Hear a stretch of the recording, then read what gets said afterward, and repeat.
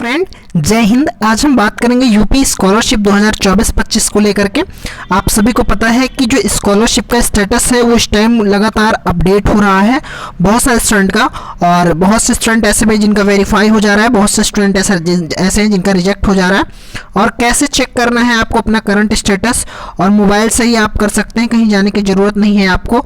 तो आप ये स्टेटस कैसे चेक कर पाएंगे, सारा कुछ आपको हम बताएंगे। बट उससे पहले आपको बताएं कि अगर आप इस चैनल पर डियर स्टूडेंट नए हैं तो चैनल को सब्सक्राइब कर लीजिए। चैनल का नाम है सुपर फास्ट अयोध्या, ठीक है dear student, super fast Ayodhya.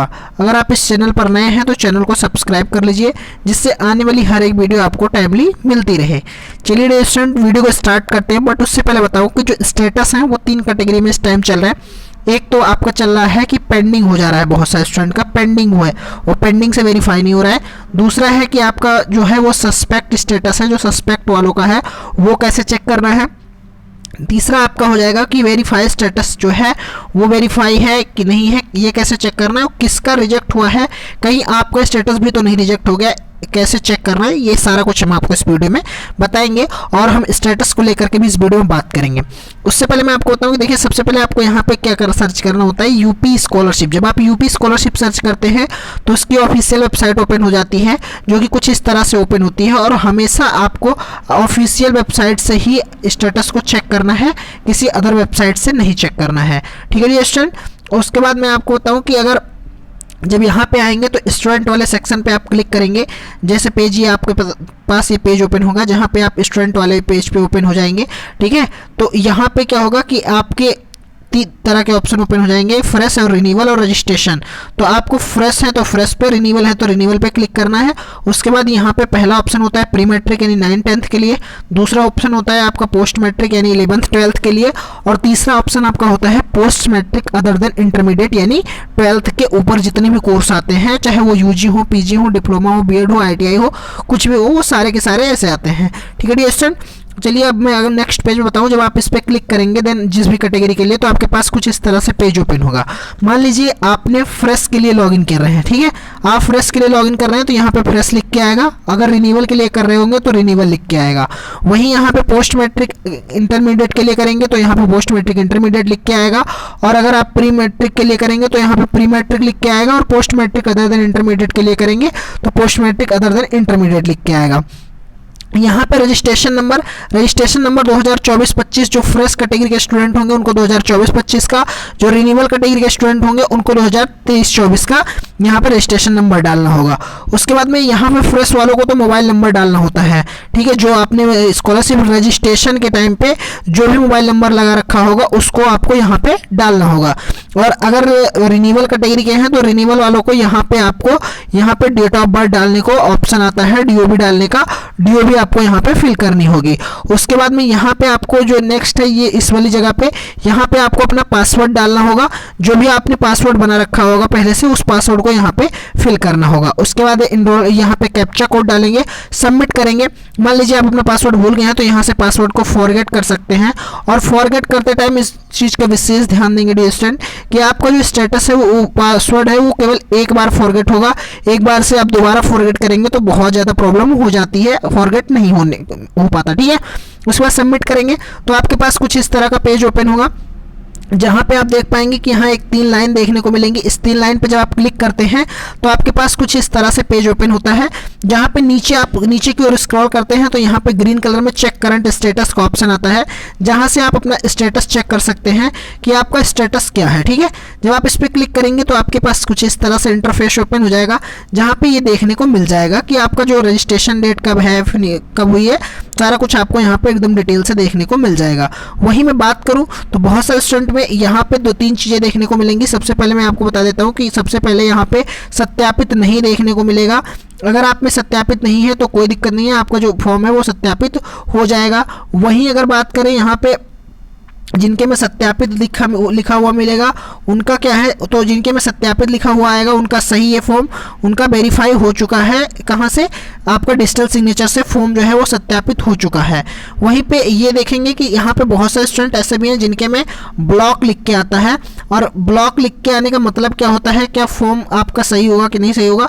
तो अगर आपके फॉर्म में ब्लॉक लिख के आता है तो स्कॉलरशिप आपकी आने में प्रॉब्लम हो जाएगी। तो इसीलिए आपको अपना स्टेटस चेक करते रहना है। अगर आप में ब्लॉक लिख के आता है तो एक बार अपनी यूनिवर्सिटी से कांटेक्ट करेंगे, हो सकता है कि वहाँ से आपका ब्लॉक हट जाए अगर आपके में कोई प्रॉब्लम नहीं होगी। तो मैंने एक वीडियो भी डाल रखी थी, उसमें बताया था कि जिनके में ब्लॉक्स होता है उनके लिए क्या होता है कि क्या करना होता है। तो वो वीडियो आप देख सकते हैं चैनल पर जा करके, ब्लॉक सत्यापित नहीं के नाम से होगी।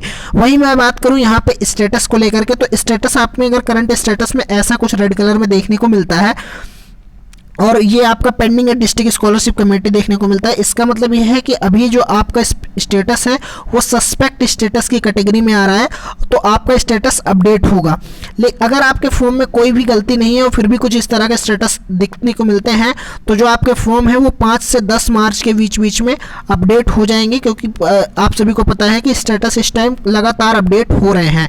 जिनके में ऐसा शो हो रहा है, सस्पेक्ट स्टेटस वालों की मैं बात कर रहा हूँ, कि इनके जो स्टेटस है वो 5 से 10 मार्च तक अपडेट हो जाएंगे अगर सारी डिटेल सही है तो। और अगर नहीं सही है, इनमें से कुछ भी गलत है, आपका मैं हर एक वीडियो में बताता हूं कि अगर आपके फॉर्म में कुछ भी गलती होगी तो आपका फॉर्म इस बार रिजेक्ट हो जाएगा। मैं दिखाने वाला हूं, देखिए यहाँ पे आप देखेंगे ऐसे फॉर्म हैं जो रिजेक्ट हुए हैं, वही मैं आपको दिखा दूंगा। डियर स्टूडेंट देखिए ये लिखा हुआ आ रहा है कि pass promoted number less than 33% applicants where institute mark is same as student. इस वजह से इनके फॉर्म क्या हुए हैं, रिजेक्ट हुए हैं, rejected by district scholarship committee. Date भी देख पा रहे होंगे कि 24/2/2025 को इनका फॉर्म जो है वो रिजेक्ट हुआ था। तो यहाँ पे अगर मैं बात करूँ कि इनरोलमेंट नंबर की वजह से भी फॉर्म रिजेक्ट हुए हैं, देखिए अगर आपके फॉर्म में कुछ इस तरह से शो हो रहा होगा, verified and recommended by district scholarship committee, तो इसका मतलब जो है आपका जो फॉर्म है वो वेरीफाई है, आपकी स्कॉलरशिप आ जाएगी। स्कॉलरशिप आने की डेट क्या है, तो मैंने बता रखा है कि ओबीसी वालों की 10 मार्च लास्ट डेट मान के चलिए कि 10 मार्च तक लगभग सभी का आ जाएगा, अप्रॉक्स 5 तक सबका आ जाएगा। वहीं जनरल कैटेगरी की और SC/ST कैटेगरी की जो है वो 20 मार्च से आने स्टार्ट होगी और 31 मार्च तक लगभग सबकी स्कॉलरशिप आ जाएगी। ठीक है, 31 मार्च तक लगभग सबकी स्कॉलरशिप आ जाएगी, क्योंकि 31 मार्च जो होता है वो फाइनेंशियल ईयर का लास्ट डेट होती है, इस वजह से 31 मार्च तक लगभग सबकी स्कॉलरशिप आ जाएगी, जिनके में ये verified and recommended by district scholarship committee show कर रहा है। अगर आपके फॉर्म में response pending by PFMS show कर रहा है, तो इसके लिए आपको क्या करना है कि आपको अपनी NPCI एक्टिव करा लेनी है। अगर एक्टिव है तो एक बार आधार से आपको लेन देन कर लेना है, जिससे आपका एक्टिव हो जाए अकाउंट और स्कॉलरशिप आ जाएगी। वहीं आप देखेंगे कि इनका जो फॉर्म है वो 21/2/2025 को वेरीफाई हुआ है। वहीं पे मैं एक फॉर्म दिखाऊंगा कि रिजेक्ट, ये 14 फरवरी को वेरीफाई हुआ है। यहाँ पे देखेंगे कि मैं बताता हूँ जो enrolment number, roll number, mark not matched with university uploaded data. बहुत सारे स्टूडेंट में ये प्रॉब्लम देखने को मिली थी, 80 to 85% स्टूडेंट में, post matric other than intermediate वाले, लेकिन वो अपडेट होकर के अब लगभग 30% स्टूडेंट ऐसे बच्चे हैं जिनके में ये बची हुई है। बहुत सारे स्टूडेंट का फॉर्म इस वजह से रिजेक्ट भी हुआ, जैसा ये देख पा रहे होंगे। क्यों रिजेक्ट हुआ, अगर आपने इनरोलमेंट नंबर फिल किया है, चाहे आपने गलत ही फिल किया हो इनरोलमेंट नंबर वाले बॉक्स में, तो भी आपका फॉर्म वेरीफाई हो जाता है। अगर आपने रोल नंबर फिल किया है तो आपका रोल नंबर सही फिल होना चाहिए, तब आपका फॉर्म वेरीफाई होगा। वहीं अगर आप मार्क की बात करेंगे तो आपके द्वारा और आपके कॉलेज के द्वारा मार्क जो है वो सही फिल होना चाहिए, तब आपका फॉर्म जो है वो वेरीफाई होगा, नहीं तो रिजेक्ट हो जाएगा डियर स्टूडेंट। ठीक है, तो आप समझ गए होंगे कि ये फॉर्म क्यों रिजेक्ट होते हैं। अगर आपके फॉर्म सारी डिटेल आपके फॉर्म में सही थी, फिर भी ये प्रॉब्लम आई है, तो ये सही कहाँ से होगी, तो आपको अपने कॉलेज के जिले के, जिस जिले में आपका कॉलेज है वहाँ के समाज कल्याण विभाग में जाना है। वहाँ जाकर के आपको अपने DW ऑफिसर, यानी अपनी कैटेगरी से रिलेटेड DW ऑफिसर जो होते हैं, अगर आप जनरल के हैं तो जनरल के, OBC के हैं तो OBC के, SC के हैं तो SC के, ST के हैं तो ST के, अपने विभाग वाइज अपने जो DW ऑफिसर होते हैं उनको ले जाकर के एक आपको एप्लीकेशन और स्टेटस का प्रिंट आउट दे देना है, जिससे आपके फॉर्म क्या हो सकते हैं कि वेरीफाई हो सकते हैं, अगर डिटेल सही होगी तो। और अगर आपके फॉर्म में कुछ ना कुछ गलती होगी तो वेरीफाई होने के बहुत कम चांस है, और रिजेक्ट जिनके फॉर्म हो गए हैं उनकी स्कॉलरशिप बिल्कुल नहीं आएगी। ये उम्मीद मत रखिएगा कि रिजेक्ट वालों की स्कॉलरशिप आएगी। देखेंगे इनके फॉर्म भी 28 फरवरी की डेट में, अभी मैं आपको दिखा रहा हूँ। देखिए 28 फरवरी की डेट में फिर से एक फॉर्म रिजेक्ट हुआ था, ये इसी चीज़ को लेकर के, एक क्या बहुत सारे फॉर्म रिजेक्ट हुए हैं, बट 28 फरवरी की डेट में भी रिजेक्ट हुए हैं। वहीं पे देखेंगे 28 फरवरी की डेट में भी फॉर्म वेरीफाई हुए हैं, verified and recommended by district scholarship committee. वहाँ पे देखेंगे अगर आप इधर तो 1 मार्च की डेट में भी फॉर्म क्या हुए हैं, अप्लाई वेरीफाई हुए थे, 2 मार्च को भी, मतलब कंटिन्यू फॉर्म जो है वो वेरीफाई और रिजेक्ट हो रहे हैं। तो आपको अपना स्टेटस चेक कर लेना है, स्टेटस से जो चीज़ें शो कर रही है उसका मतलब चेक कर लेना है।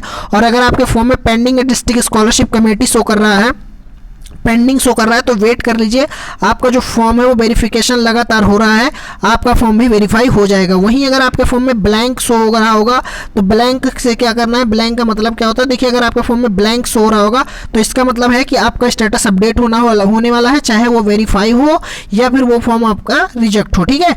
बट ये है कि अपडेट होने वाला है डियर स्टूडेंट।